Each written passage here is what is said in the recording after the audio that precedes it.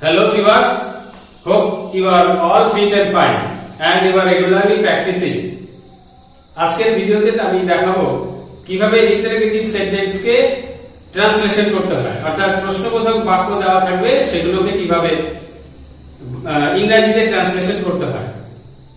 প্রশ্নবোধক বাক্য অর্থাৎ ইন্টারোগেটিভ সেন্টেন্সের একটি গঠন রয়েছে। আমরা জানি যে সাধারণ বাক্যের গঠন হচ্ছে subject plus verb plus object, subject plus verb plus object. কিন্তু ইন্টারোগেটিভ সেন্টেন্স কিন্তু এই গঠন অনুসারে নয়, এই গঠন থেকেই করতে হয়। Subject plus verb plus object হচ্ছে মূল গঠন। এর ইন্টারোগেটিভ ফর্ম অর্থাৎ প্রশ্নবোধক বাক্যের গঠন কি হবে সেটা আগে জেনে নিলে তোমাদের সুবিধা হবে এই ট্রান্সলেশন গুলো করতে। প্রশ্ন করার ক্ষেত্রে প্রথমে থাকবে ইন্টারোগেটিভ সেন্টেন্সের ক্ষেত্রে হয় কোনো অক্সিলারি ভার্ব থাকবে, সেগুলো হতে পারে ডু ডাজ ডিড। আজকে ডু ডাজ ডিড দিয়ে কিভাবে ইন্টারোগেটিভ সেন্টেন্স গুলো করতে হয় সেগুলোই আজকে করাবো বিশেষ করে। আর ডব্লিউএস ওয়ার্ড দিয়েও ইন্টারোগেটিভ সেন্টেন্স হয়। তাহলে প্রথমে ইন্টারোগেটিভ সেন্টেন্সের যে গঠন আছে সেটা এবং কখন ডু ডাজ ব্যবহার করবে বা কখনই বা ডিড ব্যবহার করবে সেটা তোমাদের বুঝতে গেলে প্রথমে কিছু নিয়মগুলো দরকার, নিয়ম জেনে দেওয়া দরকার। তাহলে শুরু করা যাক। আমি নিয়মটা লিখে দিচ্ছি, তোমরা খাতা কলম নিয়ে বসো এবং খাতার মধ্যে লিখে রাখবে এবং যখন আমি এগুলো করাবো তখন সেই নিয়মটা ধরে ধরে কোথায় ডু বসবে কোথায় ডাজ বসবে সেটা তোমাদের করতে হবে। তাহলে প্রথম গঠনটা কি, ইন্টারোগেটিভ সেন্টেন্স বা প্রশ্নবোধক বাক্যের গঠনটা লিখে রাখো। গঠনটা আমি লিখে দিচ্ছি, structure of interrogative sentence. Interrogative সেন্টেন্সের স্ট্রাকচার প্রথমে ডু অথবা ডাজ, সিম্পল প্রেজেন্ট টেন্সের ক্ষেত্রে ডু ডাজ ব্যবহৃত হয় আর পাস্ট টেন্সের ক্ষেত্রে ডিড ব্যবহৃত হয়। স্ট্রাকচার 1, অন্যান্য স্ট্রাকচারও রয়েছে, সেগুলো পরবর্তী স্ট্রাকচারগুলো দেখাবো। Do does did plus subject. এই ডু ডাজ ডিড এর ক্ষেত্রে ভার্ব 1 হবে, verb 1 plus other words. Object হতে পারে বা অন্যান্য ওয়ার্ড হতে পারে। প্রথমে ডু ডাজ ডিড, প্রেজেন্ট টেন্সে সিম্পল প্রেজেন্ট টেন্সে ডু ডাজ ডিড আসবে এবং পাস্ট টেন্সে ডিড আসবে। তারপর সাবজেক্ট মানে কর্তা যে কাজটি করে, এরপর হচ্ছে ভার্ব 1। মনে রাখবে ডু ডাজ ডিড এরপর সবসময় প্রেজেন্ট সিম্পল প্রেজেন্ট ফর্মে ব্যবহৃত হবে, ভার্বের মূল ফর্মটা ব্যবহৃত হবে। প্রথমে ডু ডাজ ডিড, তারপরে সাবজেক্ট, তারপরে ভার্ব 1। যেমন ধরো অরুণ কি ফুটবল খেলে, প্রথমে এই বাক্যটি ইন্টারোগেটিভ ফর্মে আছে। কিভাবে বুঝলাম, কি দেওয়া থাকবে এবং প্রশ্নবোধক বাক্য আছে, প্রশ্নবোধক চিহ্নটা এখানে দেওয়া আছে। তাহলে এর মূল সেন্টেন্সটা ছিল অরুণ প্লেস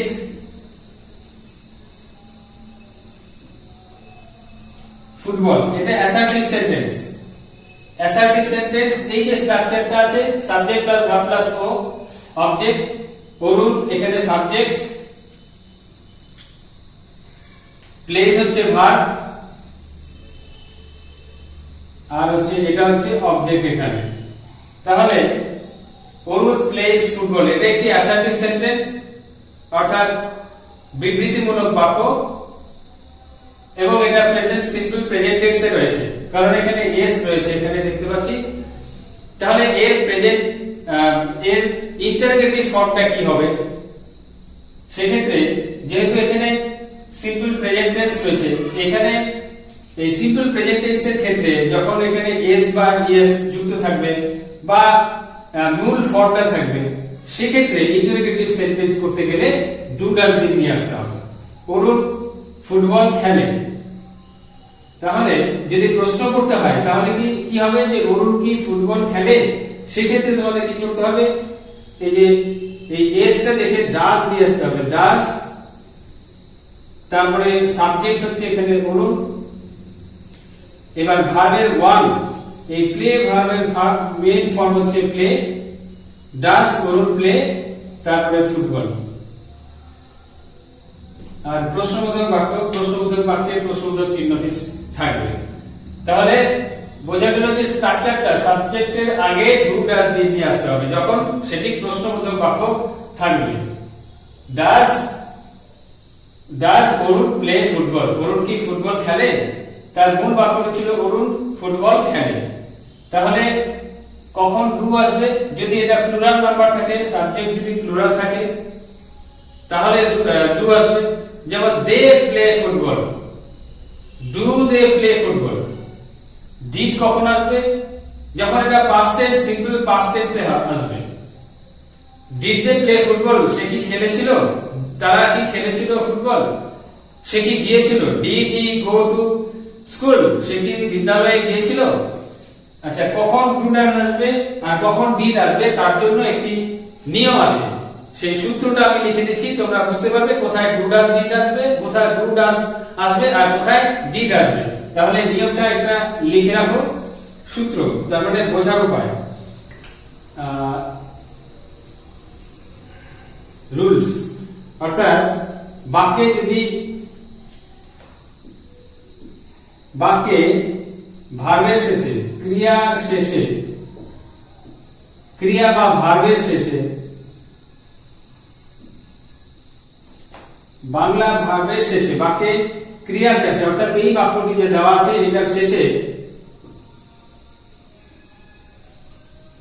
যদি কিছু বিভক্তি যুক্ত থাকে, বিভক্তিগুলো কি? এই যে এখানে এ যুক্ত, এ বিভক্তি যুক্ত আছে, এ কার? অন্তস্থ ও,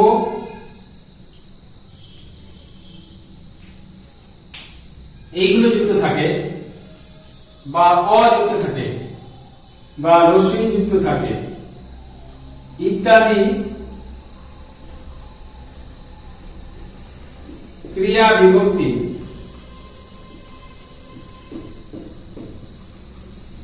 যদি থাকে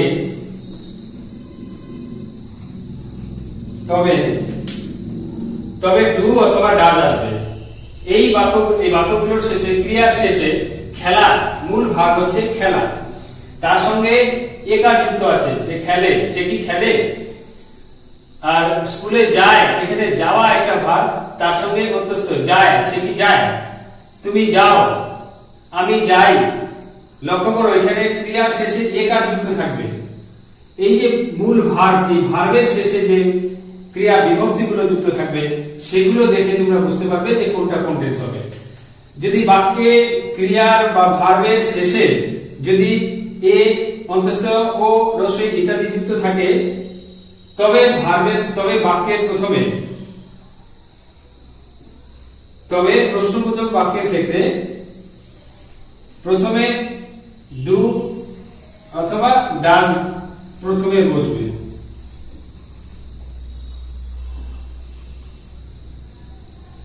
এবং বাক্যটি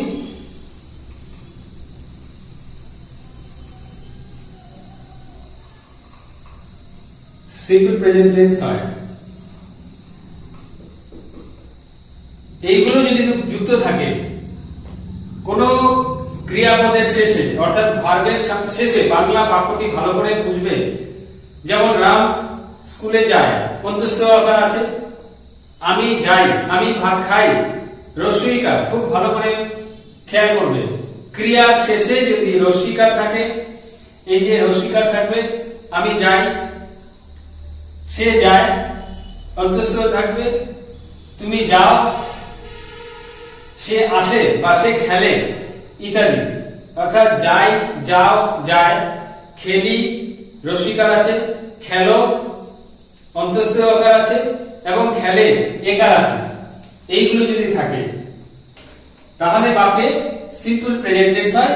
এবং বাক্যটি যদি ইন্টারোগেটিভ সেন্টেন্স হয় তাহলে তার আগে ডু ডাজ বসবে।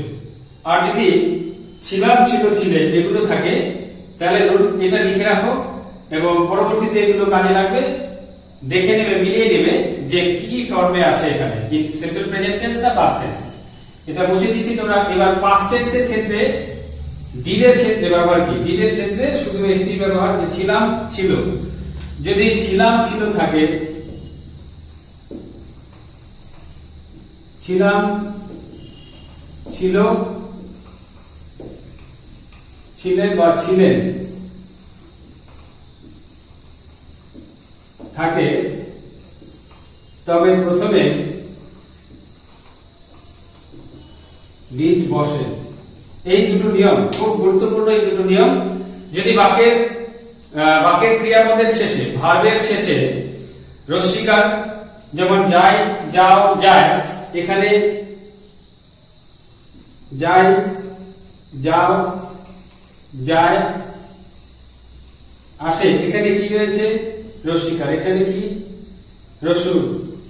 এখানে অন্তস্থ, এখানে এ। এই জিনিসগুলো যদি থাকে, খুব ভালো করে লক্ষ্য করো। রস্যিকার যাই, আমি যাই, I go, do I go, যাও এবং অন্তস্থ এবং একার, এইগুলো যদি থাকে তাহলে সিম্পল প্রেজেন্ট টেন্স। আর যদি পাস্ট টেন্স হয়, ছিলাম, আমি গিয়েছিলাম, আমি কি গিয়েছিলাম, সে কি গিয়েছিল, এই ছিলাম, ছিল, ছিলে বা ছিলেন ইত্যাদি যদি থাকে, ছিলাম, ছিল, ছিলেন, সে কি গিয়েছিল, যেমন সে কি খেলেছিল। এই যে ছিল কথাটা লক্ষ্য করবে, সে কি খেলেছিল।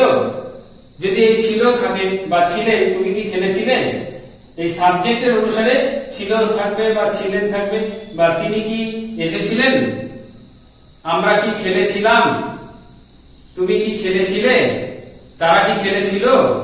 এই ছিলাম, ছিল, ছিলে বা ছিলেন, এগুলো যদি থাকে তাহলে ডিড বসবে। তাহলে মূল গঠনটা হচ্ছে do, does, did plus subject plus verb এবং আদার ওয়ার্ডস। যদি অবজেক্ট থাকে তাহলে অবজেক্ট বসবে, আর তা না হলে অন্য ওয়ার্ড বসবে। Do, does, did plus subject plus verb plus other words. যেমন অরুণ কি ফুটবল খেলে, অরুণ প্লেস ফুটবল। মূল বাক্যটি ছিল অরুণ প্লেস ফুটবল। এটাকে ইন্টারোগেটিভ ফর্মে আছে, অরুণ কি ফুটবল খেলে। লক্ষ্য করো ক্রিয়া শেষে একার যুক্ত আছে, তাহলে কি বসবে? ডু অথবা ডাজ বসবে। এখানে ডাজ বসবে কারণ থার্ড পারসন সিঙ্গুলার নাম্বার, অরুণ থার্ড পারসন সিঙ্গুলার নাম্বার, তাই এখানে ডাজ বসবে। তাহলে এগুলো লিখে রাখো এবং আমরা ধীরে ধীরে এই সেন্টেন্স গুলোকে করে দেখাচ্ছি। তাহলে প্রথম সেন্টেন্সটি কি হবে দেখো। প্রথম আছে অরুণ কি ফুটবল খেলে। এখানে কি রয়েছে? প্রথমে ভার্বের এন্ডিংটা আমরা দেখতে পাবো, এখানে আছে একার। তাহলে নিয়মে কি ছিল? একার থাকলে ডু, ডাজ আসবে। তারপরে সাবজেক্টটা কি? থার্ড পারসন সিঙ্গুলার নাম্বার অরুণ, কাজে এখানে ডাজ আসবে। প্রথমে অরুণ,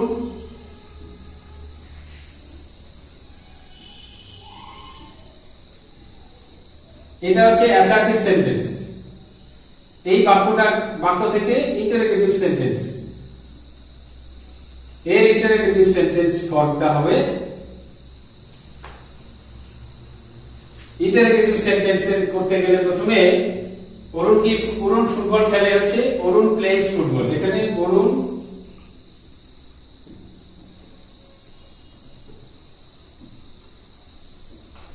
আচ্ছা, এবার ইন্টারোগেটিভ সেন্টেন্সের ক্ষেত্রে যেহেতু একার রয়েছে, এই ইন্টারোগেটিভ সেন্টেন্সটা কি হবে?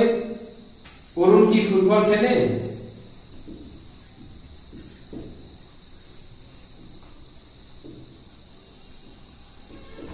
এটি হচ্ছে এই বাক্যটির ইন্টারোগেটিভ ফর্ম, অর্থাৎ প্রশ্নবোধক বাক্য। তাহলে এটা কিভাবে হবে আমি দেখিয়ে দিচ্ছি। অরুণ কি ফুটবল খেলে, তাহলে প্রথমে যেহেতু এখানে একার রয়েছে তাহলে ডু বা ডাজ আসবে। এখানে দেখুন থার্ড পারসন সিঙ্গুলার নাম্বার হবে ডাজ, তারপরে সাবজেক্ট আসলো, সাবজেক্ট হবে অরুণ। এবার এই মূল ভার্বটি হচ্ছে খেলে, তার প্রেজেন্ট সিম্পল প্রেজেন্ট ফর্ম মানে মেইন ফর্ম, অর্থাৎ মূল ফর্ম হবে ডাজ অরুণ, প্লে, অবজেক্ট হবে ফুটবল। শেষে প্রশ্নবোধক বাক্য এবং প্রশ্নবোধক চিহ্নটি বসবে। অর্থাৎ এই হচ্ছে ইন্টারোগেটিভ সেন্টেন্স। প্রথমটির উত্তর হচ্ছে এটা, ডাজ অরুণ প্লে ফুটবল। এখানে এই যে প্লেস ছিল, এই এসটা এখানে চলে এসেছে ডাজ, কেন ডাজ বসলো? আগে বলেছি যে খেলি, খেলো, খেলে, যাই, যাও, যায়, বা করি বা করো, করে, এই যে ইকার, রস্যিকার, অন্তস্থকার বা একার, এই জিনিসগুলি যদি থাকে, এই ক্রিয়া বিভক্তি যদি থাকে, তাহলে তোমাদের বুঝতে হবে সেটা সিম্পল প্রেজেন্ট টেন্স এবং ডু ডাজ নিয়ে আসতে হবে। তাহলে এই পর্যন্ত তোমাদের বোঝা গেল। এবার দ্বিতীয় বাক্যটি তোমরা লিখে নাও এবং সেই নিয়মগুলো একবার দুবার পড়ে নিলে তাহলে তোমাদের চট করে ধরতে সুবিধা হবে। ইন্টারোগেটিভ সেন্টেন্সের স্ট্রাকচারটা খুব খেয়াল রাখতে হবে। প্রথমে অক্সিলারি ভার্ব থাকবে, অর্থাৎ ডু ডাজ ডিড। তাছাড়া অন্য অক্সিলারি ভার্ব দিয়েও হয়, সেগুলো পরবর্তী ভিডিওতে দেখাবো। এবার দ্বিতীয় সেন্টেন্স কি আছে? বরুণ কি রোজ স্কুলে যায়? 2 নাম্বারটা হচ্ছে যায়, অন্তস্থকার আছে, তাহলে হচ্ছে ডাজ আসবে। এখানেও থার্ড পারসন সিঙ্গুলার নাম্বার, এখানে বরুণ রয়েছে, ডাজ, তারপরে সাবজেক্ট আসবে ডাজ বরুণ, তারপরে হচ্ছে মূল ভার্ব, এই ভার্ব 1, যাওয়া অর্থ হচ্ছে go, does Varun go to school. তারপরে আদার ওয়ার্ডস ডেইলি, প্রশ্নবোধক বাক্য। তাহলে দ্বিতীয় বাক্যটি হচ্ছে does Varun go to school daily, বোঝা গেল। এবার তৃতীয় বাক্যটি সে কি বাজারে যায়? এখানেও থার্ড পারসন, এখানে সাবজেক্টটা লক্ষ্য করবে, সাবজেক্ট হচ্ছে সে। তাহলে 3 নাম্বার সেন্টেন্স হচ্ছে ডাজ হি। এখানে দেখো যায় মধ্যস্থ আকার আছে, কাজে বুঝতে পারলাম যে ডু অথবা ডাজ আসবে। তাহলে ডাজ কেন আসলো? কারণ সে যায়, এখানে থার্ড পারসন সিঙ্গুলার নাম্বার আছে, সেই জন্য ডাজ হবে। ডাজ হি, যাওয়া অর্থ হচ্ছে গো, গোজ হি, গোজ এর থেকে ডাজ হি গো হবে go, does he go to market, does he go to market. সে কি বাজারে যায়? সে কি বাজারে যায়? হি গোজ টু মার্কেট, তার থেকে does he go to market. এবার 4 নাম্বার সেন্টেন্সটা হচ্ছে তুমি কি সকালে হাঁটো? তুমি কি সকালে হাঁটো, অর্থাৎ you walk in the morning, you walk. এখানে থার্ড পারসন নয়, এবার আছে সেকেন্ড পারসন। ইউ এর ক্ষেত্রে ডু হয়, ডু ইউ। হাঁটো ইংরেজি হচ্ছে walk, do you walk in the morning, do you walk in the morning?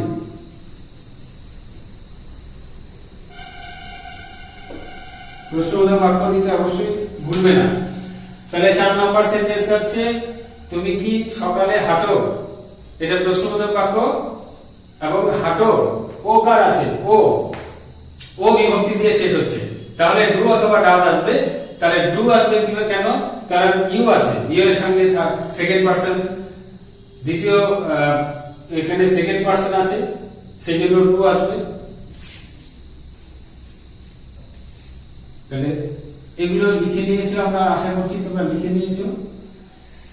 এবার 5 নাম্বারটি সে কি ভাত খায়?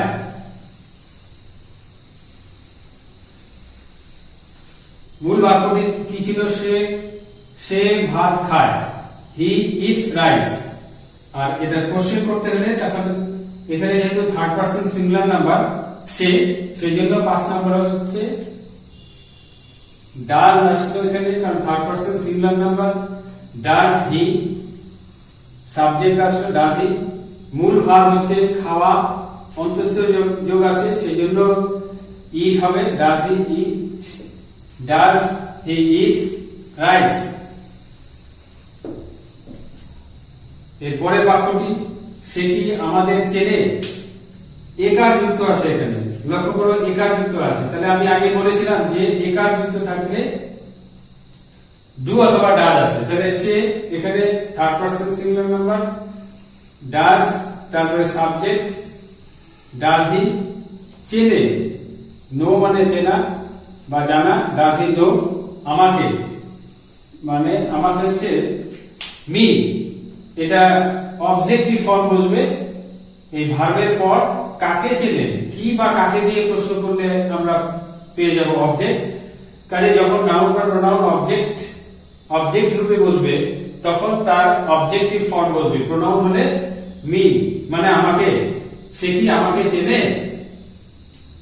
দে থাকলে দেব হতো, তাদেরকে। মি মানে আমাকে। ইউ, ইউ এর তো অবজেক্ট ফর্ম আর সাবজেক্টিভ ফর্ম একই হবে। আর হিম, সে কি তাকে চেনে? Does he know him? আর হার, শি থাকলে হার হবে, আর দে থাকলে দেম হবে। Does he know them? এবার পরের সেন্টেন্স 7 নাম্বার সেন্টেন্সটি লক্ষ্য করো। এখানে খেয়েছিল, সে কি ভাত খেয়েছিল? তাহলে এটা এই অন্যগুলো থেকে এটা একটু আলাদা, এইগুলো হচ্ছে আলাদা। এগুলো পাস্ট টেন্সের ক্ষেত্রে দেখে বুঝতে পারছো যে ছিল আছে এখানে। কখন ছিল? যখন ছিল থাকবে তখন ডিড আসবে, যেহেতু এটা ইন্টারোগেটিভ সেন্টেন্স। যদি এরকম করা যায়, সে ভাত খেয়েছিল, হি এট রাইস, তার কোশ্চেন করতে গেলে ডিড হি হবে। তাহলে এখানে ডিড আসবে, যেহেতু ছিল আছে। Did he eat rice. এখানে ডিড আসলো কেন? কারণ খেয়েছিল অতীতকালে ঘটেছিল, কোন কাজটি অতীতকালে হয়েছিল, সে খেয়েছিল। হি এট রাইস, মূল বাক্যটি ছিল হি এট রাইস। যদি অ্যাসার্টিভ ফর্মটি কি ছিল? হি এট রাইস, সে ভাত খেয়েছিল, হি এট রাইস। তাহলে এট যদি পাস্ট টেন্স হয়, তাহলে তার আগে ডিডটা নিয়ে আসতে হবে। ডিড, এই টেন্সের কাজটি করবে ডিড। এই অক্সিলারি ভার্বের ক্ষেত্রে ডিড হি ইট রাইস। এই ডিড, এই পাস্ট টেন্সের যে কাজটি হয়েছিল সেটা বোঝানোর জন্য ডিড বসলো। তুমি আমায় ডেকেছিলে, you called me, did you call me? তখন এখানে বসবে ডিড। তুমি কি আমায় ডেকেছিলে? Did you. এটা প্রেজেন্ট টেন্স ফর্ম বসবে call me, did you call me? এখানেও ডিড বসলো, কারণ ডেকেছিলে। ছিল, ছিলেন ইত্যাদি থাকলে ডিড হয়। তুমি কি বিদ্যালয়ে গিয়েছিলে? তাহলে কি বসবে এখানে? প্রথমে ডিড বসবে, যেহেতু ছিলে থাকলে ডিড আসে। তারপরে কি সাবজেক্ট, কে ডেকেছিল, কে গিয়েছিল? তুমি, ডিড ইউ। এখানে বিদ্যালয়ে গিয়েছিল হচ্ছে ওয়েন্ট, কিন্তু এখানে গো হবে। Did you go to school? যেহেতু প্রেজেন্ট ফর্ম হবে, did you go to school? Did you go to school? তুমি কি বিদ্যালয়ে গিয়েছিলে? তুমি কি এখানে এসেছিলে? Did you come here? তুমি কি তাকে দেখেছিলে? Did you see him? এই কি থাকলে ইন্টারোগেটিভ সেন্টেন্স এবং তার সঙ্গে ছিলে, এই দুটো মিলে এখানে interrogative sentence of past indefinite tense. তাহলে ডিড দিয়ে বসাতে হবে। আশা করি তোমরা বুঝতে পারছো কোথায় ডাজ বসবে। পরেরটা করে ফেলো। সে কি ছবিটি এঁকেছিল?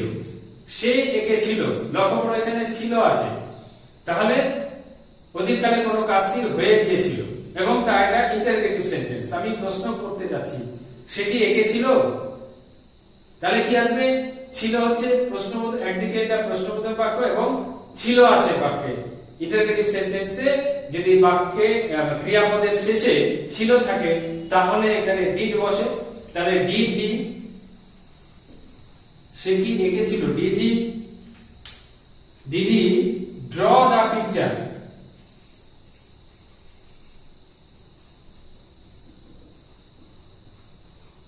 Did he draw the picture?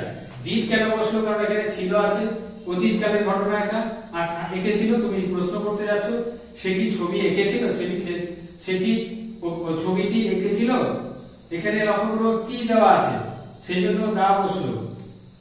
আমরা জানি টি, ছবিটি বা ছবিটা, টিটা বা ছবিখানি বা ছবিখানা, এগুলো টিটা, খানাখানি, এগুলো যদি থাকে নির্দিষ্ট করে বোঝানোর জন্য দা পিকচার, অর্থাৎ কোন একটা নির্দিষ্ট পিকচারের কথা আমরা বলছি।